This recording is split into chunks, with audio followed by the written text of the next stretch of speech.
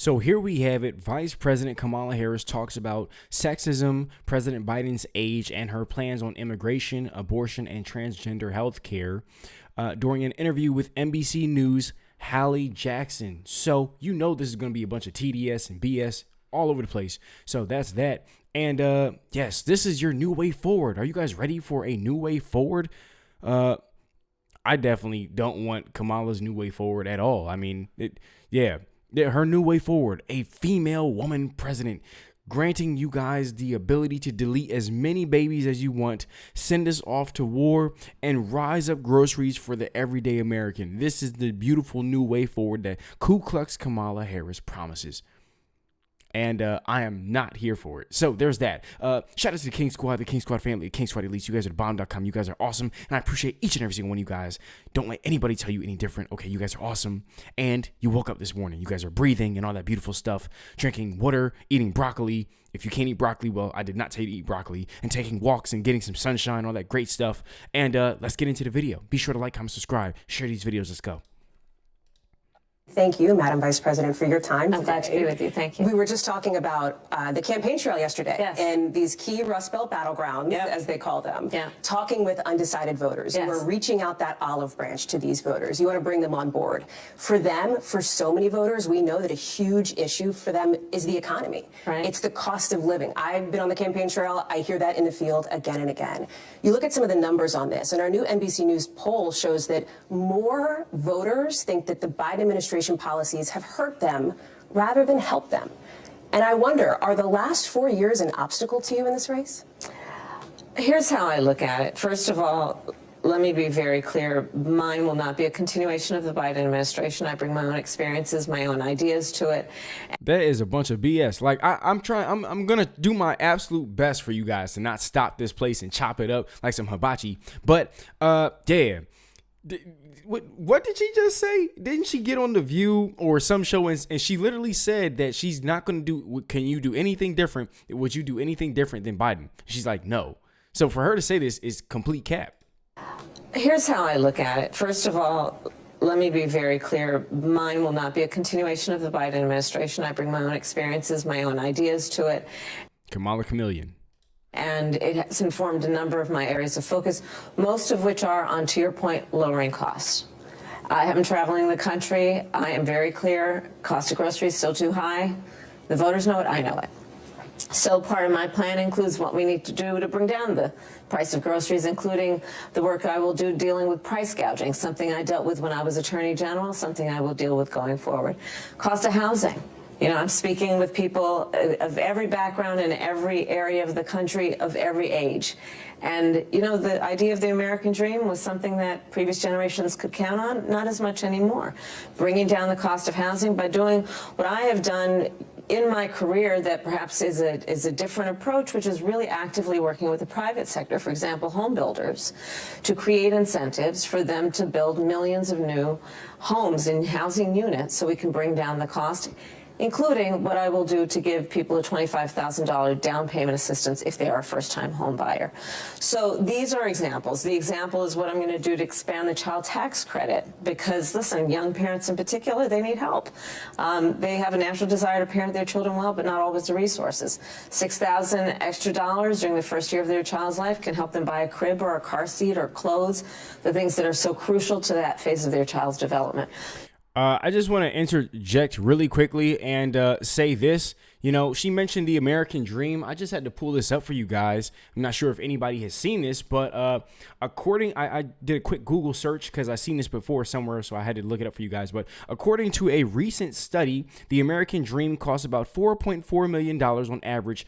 Personal finance expert Ted Jenkins discusses how social media could lead people into a financial trap to try to keep up with the lifestyles of others who may be living in debt. So there's that. Yeah, the American dream now costs $4.4 million. Okay, inflation and all this other nonsense and sending all these resources to these other countries and fighting other people's wars has got us here, putting money in the wrong places and literally sabotaging Americans. And yeah, that's that. And over here funding immigrants, okay, the aliens, the illegal immigrants. You know, all these policies that they've executed has literally driven up the American dream costs to $4.4 million on average now. So you want to do the American dream, okay, all that kind of stuff. You can look this up. Just American Dream now costs $4 million. But yeah, you want to live that? That's how much it costs because of Kamala Harris, Ku Klux Kamala, sabotaging everybody. So my plans and my policies are really directed at exactly your point, doing what we must do to bring down the cost of living, but also to help people not just get by, but get ahead. And I'm proud to report to you that economists from Nobel laureates to Goldman Sachs have reviewed my economic plan versus Donald Trump's, and in comparison have found that my plans will strengthen America's economy. His plans will weaken America's economy. Then why do you think that's not landing with voters? Because in the numbers, it's the opposite. Former President Trump leads Who lied to you?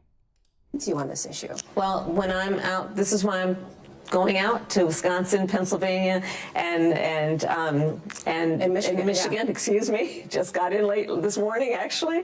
But going to 3 states yesterday, and I'm going to continue being on the road. I have to earn the vote. And it means sharing with folks my plan, but also offering them what objective analysts have shown to be the contrast between me and Donald Trump. My plans are focused on working people, the middle class, and what we must do to strengthen hardworking people to be able to do what they dream and aspire to be able to do. She left out one part. Not the working class like you. Not you working class. She's talking about the illegal immigrants, the new working class. That's what she's talking about. Not you. No, you get no money, you get no help. You get no help. Okay? The illegal immigrants get the American dream. They live your life. She left that part out. Plans are about giving tax cuts, massive tax cuts, to billionaires and big corporations. His so-called plan for the economy, economists have estimated, will exacerbate inflation and invite a recession by the middle of next year. So there's a huge difference between he and I. Let me ask you about something that you said when you were running for president the last time around, back in 2019. At the time, you said that the elephant in the room was whether the country was ready for a woman and a woman of color to be president. So let me ask you, as you sit here today, do you think the country is ready now for a woman and a woman of color to be president? Absolutely. Absolutely. And I am saying that in terms of every walk of life of our country. You know, I think part of what is important in this election is really not only turning the page, but closing the page and the chapter on an era that suggests that Americans are divided. Well, America is divided. All right, whether you like it or not, it's going to be that way. All right, it's just what it is. Democrats, Republicans, okay, independents. It's all these groups. All right, it's just what it's going to be. But we're literally on the brink of World War III. And they're over here trying to experiment and test us out like lab rats and experiment on us. Are you guys ready for a female president? All right, let's throw the absolute worst possible female president we have. We couldn't use Hillary, so we had to bring in Ku Klux Kamala, and let's just launch her out on the Americans. We're not electing her. We're selecting her. Forget what you heard. Throw Kamala on stage. Somebody go clean Biden up. That's what they did. What I know from personal experience, from lived experience, and from my travels even most recently, the vast majority of us have so much more in common than what separates us. And what the American people want in their president is a president for all Americans, which is the type and kind of president I pledge to be. This is my life's work. As you know, I started as a prosecutor. I never asked a victim of crime, a witness to crime, are you a Republican or Democrat? The only thing I ever ask them is, are you okay? And that's what the American people want to know, regardless of their race, regardless of their gender or their age. They want to know that they have a president who sees them and understands their needs and focuses on their needs, understanding we all deserve to have a president who is focused on solutions and not just fanning the flames of division and hate. You've been reluctant to lean Are you guys buying that? into to talk about the historic nature of your candidacy on the campaign trail. Why is that? Well, I'm clearly a woman. I don't need to point that out to anyone. The point that most people really care about is, can you do the job? And do you have a plan to actually focus on them? I hear you on that. That is why I spend the majority of my time listening and then addressing the concerns, the challenges, the dreams, the ambitions, and the aspirations of the American people. They deserve to have a president who's focused on them as opposed to a Donald Trump who's constantly focused on himself. I think that's part of why people are exhausted with Donald Trump and his approach, because it's all about himself and his personal grievances, and not about the American people, not about how are you going to help families, how are you going to help small businesses, how are you going to strengthen our economy. This man literally has RFK on his side, focused on putting better food in schools for the future generations. And then he goes and, well, RFK probably wasn't too happy with this part, but Trump literally goes and picks up a shift at McDonald's and starts feeding families. I mean, seriously, Kamala is gone. Okay, it's nuts. These are the things I'm focused on. I'm focused on investing in the new industries on which America should lead and be a global leader. I ask because to implement the agenda that you want to implement, you have to win first. You have to win the White House. And right now there is a big gender gap in this race. Fewer men support you right now than they did President Biden. Some of your allies have suggested there's sexism at play. I wonder, do you think there is sexism at play here? Let me just tell you something. You've come to my events, and you will see there are men and women at those events, whether it be small events or events with 10,000 people. So the experience that I am having is one in which it is clear that regardless of someone's gender, they want to know that their president has a plan to lower cost, that their president has a plan to secure America in the context of our position around the world. They want a president of the United States who honors our military, who understands the importance of America. Honors our military. You're literally trying to launch Gen Z into World War III. All right, number one, I'm Gen Z. I'm not trying to go to war and fight for these ridiculous policies that sabotage everybody. Okay, I'm just not. This is not the country that I want to fight for. Not with the nonsense that she's pushing. All right. Now I'm gonna just say that right now. And I like what I do. That's a whole nother conversation. But on top of that, what's up with them? What's up with Democrats all of a sudden knowing what a woman is? Can we talk about that? Literally, you have VP nominee Tim Walz, Tampon Timmy out here trying to put tampons in boys' bathrooms and confuse the boys, okay, and turn boys into Optimus Prime. All right, turn them into Transformers. They're trying to clip nuts and swap body parts, and it's just a mess. And then all of a sudden, you know what a woman is. This stuff is nuts. Like, if you don't see the agenda at hand here, you gotta be like, you must have been born yesterday. His leadership around international rules and norms, and that is regardless of gender. So and that is how I will lead. Do you not see sexism as a factor in this race at all? I don't think of it that way. My challenge is the challenge of making sure I can talk with and listen to as many voters as possible and earn their vote. And I will never assume that anyone in our country should elect a leader based on their gender or their race. Instead, that leader needs to earn the vote based on substance and what they will do to address challenges and to inspire people to know that their aspirations and their ambitions can and will be achieved through the opportunity to do that. Some of those. She said earn the vote, but you guys literally stole the 2020 election. All right, we're actually praying to God that you guys don't pull any bull crap like that again this time. I mean, we're doing everything in our power to make sure they don't pull this nonsense off. All right, that's a whole nother conversation. But for her to sit here and say, oh yeah, earn the votes and all this other stupid stuff, and then we're not pandering to a certain gender and all this other kind of stuff. Literally, your whole campaign is delete kids and you're black. That's it. And then everything else goes to immigrants. There's a whole beneficial list for immigrants. All right, but if you're an American, well, you are the new slaves. So it's absolute nuts. I'm sure everybody's bank account can feel Kamala Harris's, by the Biden administration's policies. Everybody took a hit somewhere. We all saw the bills go up. We all saw the groceries go up. People are out here trying to figure out what bills to pay and what bills they can't pay. And it's just a mess. Those voters that I spoke with at some of the events yesterday, for example, talked about they were there to support you, but also your agenda when it comes to reproductive rights and abortion access. And you have cast this as a matter of literal life and death, as an urgent priority here. If you win, it is entirely possible that Congress will be controlled by Republicans. So what specific concessions would you be willing to make in order to get something done on abortion access as soon as possible? Jesus. Well, first of all, look at what has happened since the Dobbs decision came down. A decision that is... Listen. We just did the videos. They're talking about deleting kids' access, okay? But didn't she just go into an all-black church to sit here and say Jesus is this, Jesus is that? But then on top of that, right before she goes into the all-black church to pander to the black community, which is already, yeah, that's a whole nother conversation. She literally kicked 2 Christian boys out of her rally. They said Jesus Christ is Lord, and she said, go give them the boot. Then she goes to the black church to pander to the black community, and then she has people escorted and kicked out the church.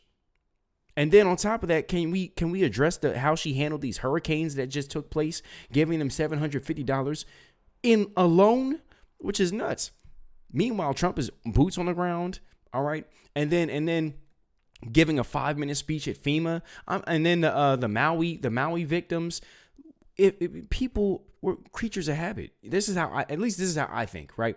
I'm thinking, well, if she did all that like that, well, what do you think she's going to do? How do you think she's going to run the whole country for 4 years?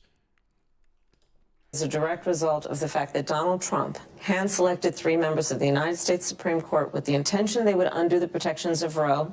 They did as he intended, and now in 20 states we have Trump abortion bans, which some make no exception for rape or incest, which criminalize healthcare providers in a state like Texas, prison for life for doctors and nurses if they provide reproductive care.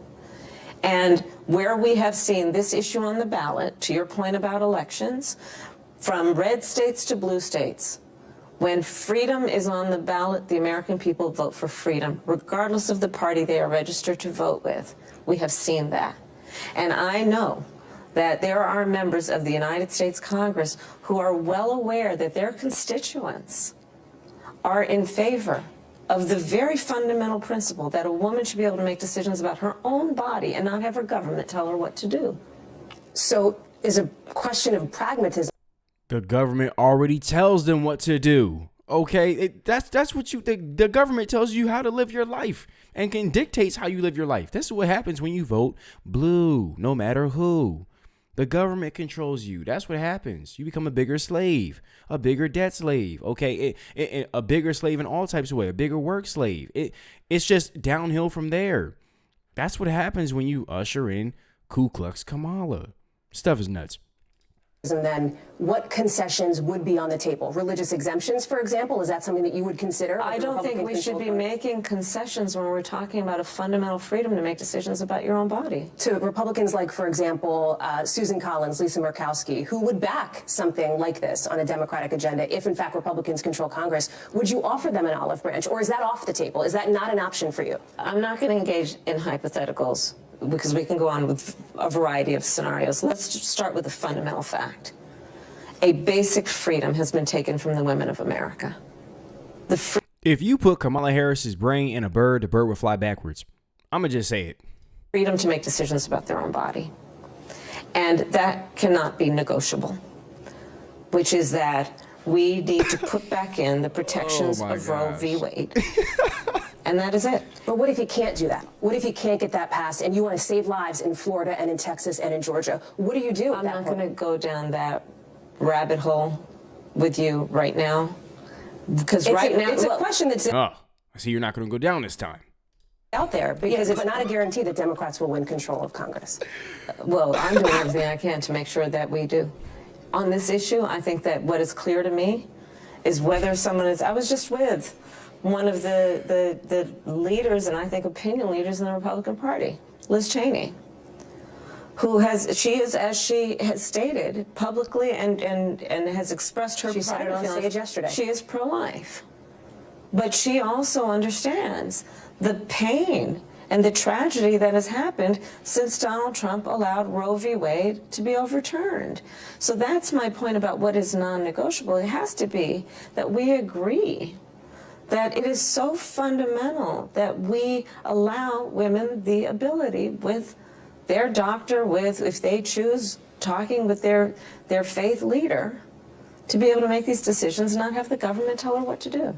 On the question of your beliefs, what you believe in, let me ask you this question very broadly speaking here. Sure. Do you believe that transgender Americans should have access to gender-affirming care in this country? I believe we should follow the law.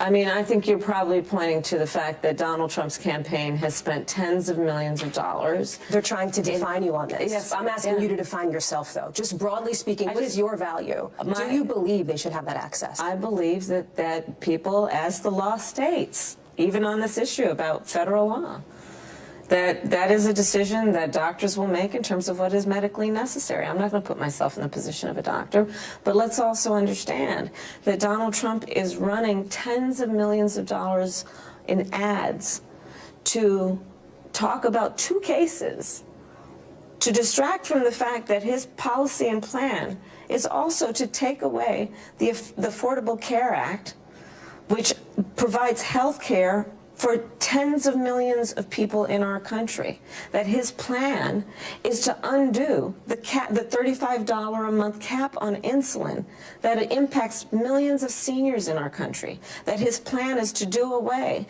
with the $2,000 cap on prescription medication, the annual cap. That his plan is to get rid of the Department of Education, which would mean getting rid of Head Start. That his plan is to give tax cuts to billionaires and big corporations and on the backs of middle-class working people. So, I mean, if you actually believe any of that, I don't know. You might want to get checked out. But yeah, we're literally seeing what Trump stands for. We're literally seeing Trump actually get in the field with everyday working Americans, and we're seeing him actually work these jobs. We're seeing him talk with these people, talk with their families. Okay, we're seeing that how much people embrace Trump. We look at you and we see how little of support we get from you and your administration, and we see how harder our life has become under the Biden administration. And might I add, you literally said that there's nothing you would change. Okay, you wouldn't do anything different than Biden.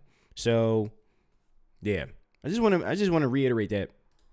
let's not get distracted by the issues that, to your point from the introductory point you raised, people want to know that their president has a plan to make their life better. But that's just it. You don't have a plan to make our life better. You literally plan to continue. You were like, well, if it ain't broke, don't fix it. That's literally what you said. You're literally going to just copy and paste the Biden administration. It's Biden 2.0. Like, it's literally going to be Biden's second term with Ku Klux Kamala in office. That's literally what's going to happen. And then all the people that are literally fighting to vote Kamala Harris in, all her wicked policies are going to fall right on them and tear their life up. And we're going to get hit with that, okay, because they were foolish enough to vote for her. So it's just a mess. And that includes bringing down the cost of living. It includes dealing with prescription medication costs. It includes addressing the housing crisis and affordable housing crisis in our country. It includes supporting our small businesses, investing in American industries, and strengthening our economy. I will move on, but I don't know that I heard a clear answer from you on the issue of gender affirming care. It sounds like what you're saying is there should be something between trans Americans and their doctors. It feels like that's a long way from "we see you and we love you," which was your message to trans Americans in May. What do you want the LGBTQ plus community to know as they're looking for a full-throated backing from you for trans Americans? They're gonna catch wreck too. That's what they need to know. All right, they're gonna catch wreck too. That's what they need to know. I believe that all people should be treated with dignity and respect. That's cap. Period. And should not be vilified for who they are. And should not be bullied for who they are. And that is a true statement for me my entire career. And that has not changed. Part of the case that you're making to undecided voters and to these late deciding voters is not just the case for you, for what you would do. It's the case against former President Trump. And on that, we are sitting here 2 weeks away from election night. Last election, the former president came out on election night and declared victory before all the votes were counted. What is your plan if he does that again in 2 weeks? Well, let me say this. We've got 2 weeks to go. And I'm very much grounded in the present in terms of the task at hand. And we will deal with election night and the days after as they come. And we have the resources and the expertise and the focus on that as well. So you have translation. I'm figuring it out as we go. Okay. I'm shuffling like hell. That's what she said. All right. And you see her shuffling. She's like, listen, Team's ready to go? Is that what you're saying? Are you thinking about that as a possibility? Of course. This is a person, Donald Trump, who tried to undo a free and fair election, who still denies the will of the people, who incited a violent mob to attack the United States Capitol and 140 law enforcement officers. That's cap. Look, can we talk about how you tried to undo his life? Can we talk about that? Were attacked. Some were killed. This is a serious matter. The American people are, at this point, 2 weeks out, being presented with a very, very serious decision about what will be the future of our country. And communism is a simple answer. Socialism, communism, a much more difficult, much more non-fruitful life. That's the answer. Includes whether we are a country that values a president who respects their duty to uphold the Constitution of the United States. Donald Trump had said he would terminate the Constitution of the United States. The American people are being presented with a choice here about whether we want a president who understands that America must stand strong as a leader around the globe, or an individual in Donald Trump who openly admires dictators. My goodness, recent reports that he gave COVID tests to the president of Russia during the height of the pandemic here, when Americans couldn't get their hands on COVID tests. These are the choices before the American people right now. The choice before the American people is the choice to choose to turn the page on the division and the hate, and to bring our country together, knowing the vast majority of us have so much more in common than what separates us, and that we can be optimistic about a new generation of leadership that is focused on what we have yet to achieve, to uplifting the American people. If you win, it is entirely possible that the federal court cases against the former president will continue on. He is, of course, facing those felony charges. Would you consider, if you win and he's convicted, a pardon for former President Trump? I'm not going to get into those hypotheticals. I'm focused on the next 14 days. But do you believe, is there any part of you that subscribes to the argument that has been made in the past that a pardon could help bring America together, could help unify the country and move on? Let me tell you what's going to help us move on. I get elected president of the United States. One of the things you've talked about is having a Republican in your cabinet, potentially. Yes. You've spent a lot of time on the campaign trail with former Congresswoman Liz Cheney, as you referenced. Is she somebody who you would consider putting in the cabinet? Have you talked with her about this topic? I'll keep you posted. Okay. On immigration, because this is another issue that's really important to Americans here. Sure. Immigration's and customs enforcement, of course. Back in 2019, you stopped short of calling to abolish ICE, as some Democrats were doing at the time, but you also said... I'd never called for correct, abolishing you stopped short of that. Yeah. That's right. Yeah. That's right. You said we should critically re-examine it, and you considered starting from scratch. Would you consider, if you're president, starting from scratch with ICE? Let me tell you what the Customs and Border Patrol agents need, what the immigration system needs. It needs to be fixed. And it needs to be fixed in a number of ways that include bringing forth a bill that conservative members of Congress, along with others, pulled together, that we supported actively, that would put 1,500 more border agents at the border, to give those folks who are working around the clock and need support the assistance they need to get their job done. What we would do with that bill, if it were brought forward, is be able to continue to stem the flow of fentanyl coming into the United States, which is ravaging communities around our country. It would give us the more resources to do what we need to do to prosecute transnational criminal organizations, something I have done. But what happened to that bill? Donald Trump got word of it and told his friends in Congress, kill the bill, don't bring it forward, because Donald Trump would prefer to run on a problem instead of fixing a problem. And again, in this election, there are two very different choices. One that is focused on solutions, and the other that is focused on constant grievance and running on problems with no agenda for fixing them. And in fact, on this issue of immigration, he has been an obstacle to fixing this problem.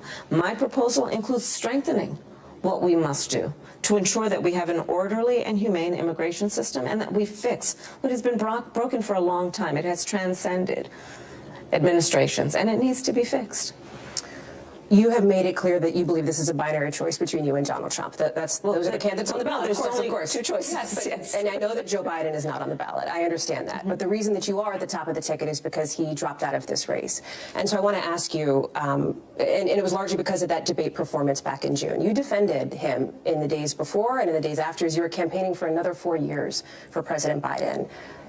Can you say that you were honest with the American people about what you saw in those moments with President Biden as you were with him again and again, repeatedly in that time? Of course. Joe Biden is an extremely accomplished, experienced, and capable in every way that anyone would want if they're president. You never saw anything like what happened at the debate night behind closed doors with him? It was a bad debate. People have bad debates. He is absolutely. But that's the reason why you're here, and he's not running for the top of the ticket.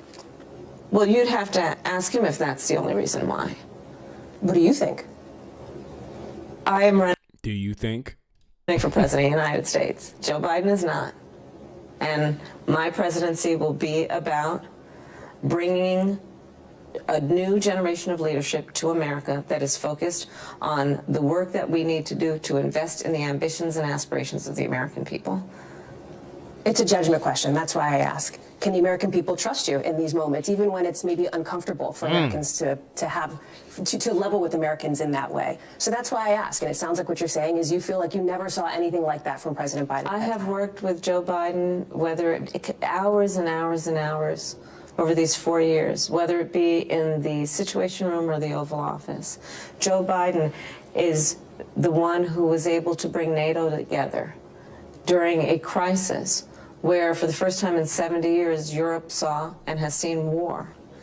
Joe Biden has done the work that has been about being a leader on what we have done to fix so much of what has been broken in terms of the economy because of Donald Trump's mismanagement. I speak with not only sincerity, but with a real firsthand account of watching him do this work. I have no reluctance in saying that. No, of course I don't. Madam Vice President, thank you for your time. Appreciate you being with us today. Thank you. Thanks for watching. Stay up. All right. Yeah, I did my best, you guys. I apologize. I didn't mean to go off too much. It was just so much nonsense in there, and I'm just allergic to the BS. So that's kind of what happened to me. But yeah, to everyone who stuck with me, I appreciate each and every single one of you. You guys are awesome. Don't let anybody tell you any different. Okay, shout out to the King Squad, the King Squad family, and the King Squad elites. You guys are the bomb.com. And yeah. Let's check out the TDS in these comments. Liz Cheney, one of the leaders of the Republican Party. What else? Let me see. Inflation comes when a fool gives billions to other countries. And housing and healthcare to 20 million unvetted migrants. Interesting. Yeah, Tulsi Gabbard would have been a better candidate for female president. Indeed. She's painful to listen to. Indeed. All I heard was Trump. Aspirations, Trump, aspirations, Trump. Oh my gosh. This country isn't ready for a party that can't define woman. Oh man, this got it. And that did it for me. That I completely agree. I'm gonna repeat that one again. The country isn't ready for a party that can't define woman. Facts. All right. This party's absolutely nuts. All right. You have them out here is swapping genders and stuff like that and confusing people, doing the whole non-binary and binary conversation. You got people pretending to be dogs and cats. And it's just like, what is America anymore? Like, what is this life? What video game did I get thrown into? Okay. What ridiculous movie is this? All right. Where am I? There, because Kamala is trying to turn America into a third world country. That's what it seems like to me. Let me know what you guys think down below in the comments. And yeah, other than that, that's all for this video. Shout out to each and every single one of you guys. I hope you guys have a great and awesome day. All right, you guys are awesome, and I'll see you in the next one. Peace.